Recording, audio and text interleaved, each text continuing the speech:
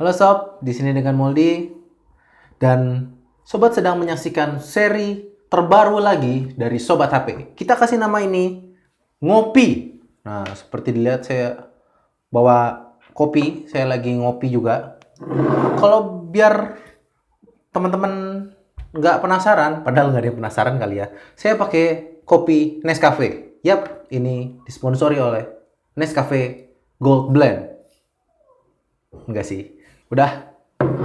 Kenapa nggak beli kopi ABC atau Torabika aja? Karena di sini nggak ada sob. Udah, itu aja. Oke. Tanpa lebih lama lagi, kenapa dikasih nama ngopi? Karena ngopi itu adalah ngoprek happy. Atau kalau misalnya sobat punya saran yang lebih baik, silahkan taruh di kolom komen di bawah. Saya nggak ngerti sebenarnya. Habis kayaknya kayak biasa banget gitu kalau pakai kata-kata tutorial. Oke. Intinya ngopi adalah kita bikin video ngoprek atau semacam tutorial. Dan saat ini kita bikin tutorial atau ngoprek buat benerin ROM distributor Xiaomi Redmi Note 3 Pro. Yap, ini dia smartphone ya, Redmi Note 3 Pro. Lagi pakai casing, keren kan casingnya? Kayak biasa kalau misalnya kita belanja smartphone distributor itu kadang nggak semuanya ya, tapi kadang ada beberapa yang mengalami ROM si Xiaomi-nya itu dia kayak udah dioprek gitu loh sob, jadi nggak dapet MIUI asli. Kenapa distributor melakukan itu sebenarnya? Kalau ternyata ini kan saya beli di Inggris dan ternyata saya juga dapat, jadi intinya bukan distributor Indonesia sepertinya, tapi supplier China-nya melakukan hal itu karena untuk menyisipkan beberapa aplikasi di smartphone Xiaomi sobat gitu. Jadi ada beberapa aplikasi yang nggak bisa dihapus. Jadi dia seakan mendapatkan keuntungan tambahan. Karena si aplikasi ini kadang bakal munculin iklan secara tiba-tiba, which is akan mengganggu banget ketika sobat akan menggunakannya. Selain itu, kekurangan dari pakai ROM distributor, yang bisa kita ngomong kayak gitu ya, ROM distributor ini adalah kalau dapat bug atau misalnya si ROM-nya itu ada bug atau misalnya ada fitur baru dari MIUI, ini tuh nggak akan dapat update-nya. Jadi ya kita akan stuck sama ROM itu selamanya, bisa dibilang seperti itu kalau nggak dioprek. Nah, sekarang kita akan melakukan tutorial benerin ROM distributor Xiaomi Redmi Note 3 Pro. Catatan penting sob, mohon lakukan tutorial ini jikalau sobat memang benar-benar mengerti. Sobat HP tidak bertanggung jawab jika terjadi kesalahan yang membuat smartphone baru sobat rusak atau bahkan meledak.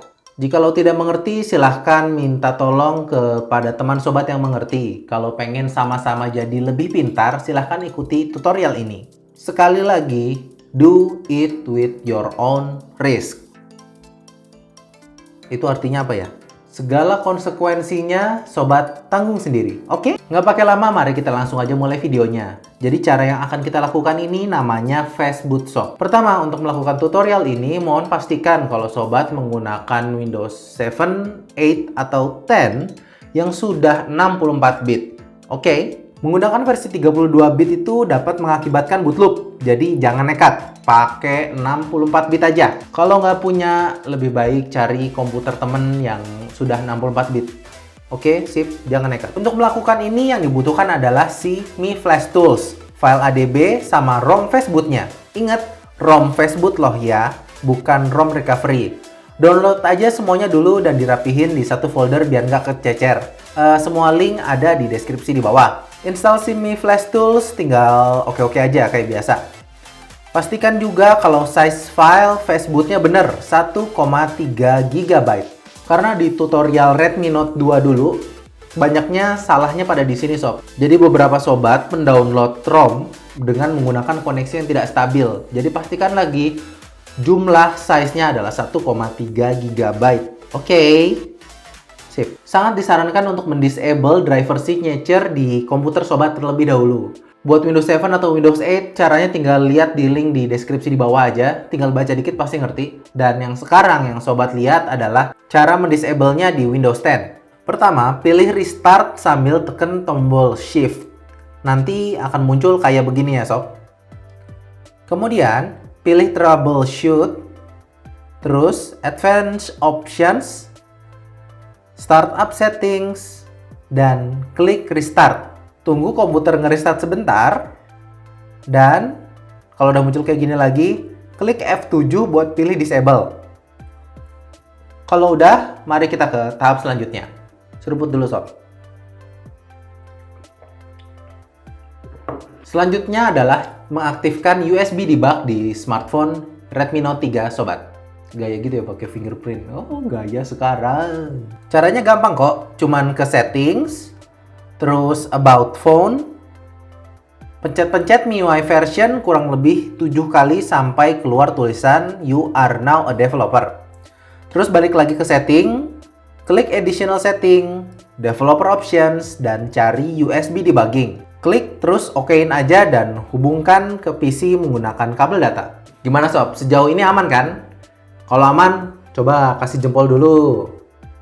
Seriusan, kasih jempol. Nah, gitu dong, kasih jempol. Kayak orang gila ya, kasih jempol-jempol ke layar komputer.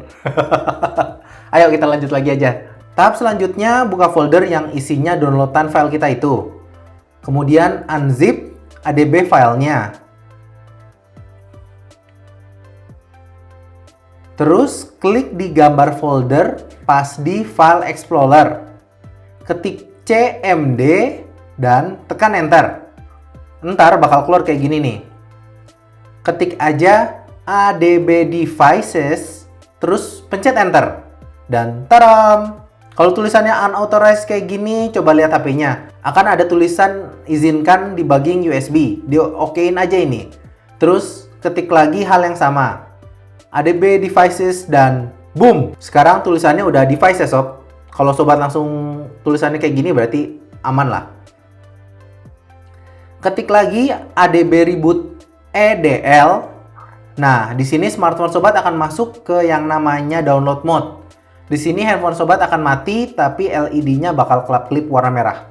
Aman, aman, aman. Lanjut. Selanjutnya buka device manager sob. Cara bukanya kalau nggak ngerti ya ikutin saya kayak gini ya. Nah, kalau udah izinkan saya bercerita sebentar. Kalau lihat dari thread dari MIUI forumnya, ngikutin tutorial dari orang India, ketika buka other device akan muncul kayak gini sob. Terus sobat klik update driver software, pilih browse my computer for driver software, terus pilih foldernya dari program files x86, Xiaomi, Mi Phone, Qualcomm, driver ya kayak di gambar aja. Kemudian install drivernya. Tunggu sampai beres dan akan keluar gambar kayak gini. Kemudian cek lagi ke device manager dan buka bagian port sob.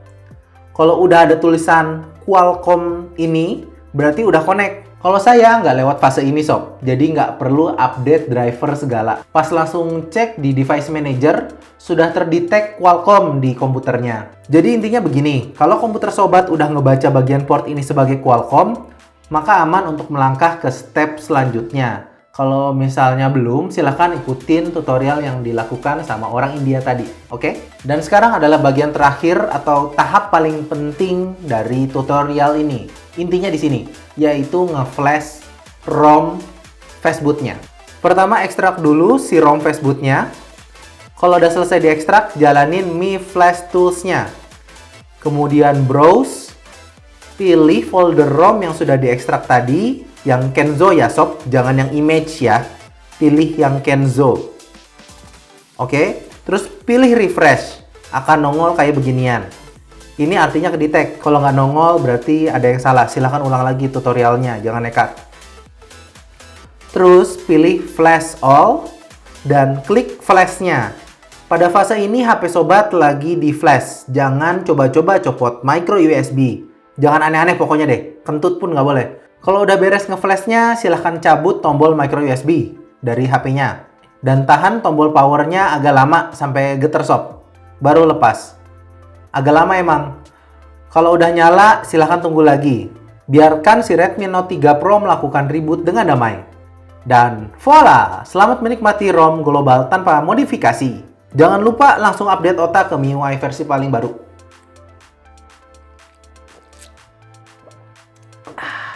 Jikalau sobat berhasil mengikuti video tutorial ini, saya ucapkan selamat. Karena level ngoprek Android sobat sudah meningkat. Yang tadi sobat lakukan itu cukup menegangkan sob. Buat saya pun itu cukup menegangkan. Jadi silahkan tepuk tangan untuk diri sobat sendiri. Jangan lupa untuk komen di kolom komen di bawah, apakah sobat berhasil mengikuti video tutorial ini apa enggak. Karena kalau saya, ya berhasil lah. Kalau enggak, gimana caranya jadi video tutorial?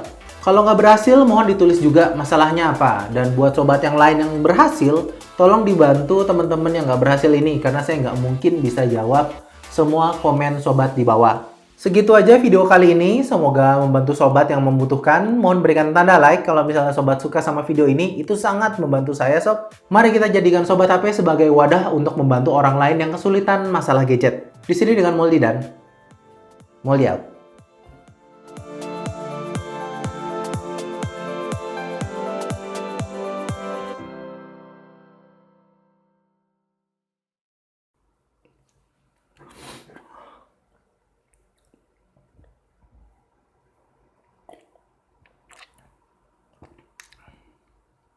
Bikin kopi for the sake of a video concept. Alhasil nggak bisa bobo. Tapi hal yang bagus juga, karena bisa langsung edit pas video ini selesai syuting. Sekarang 16 April jam 12.03 tengah malam.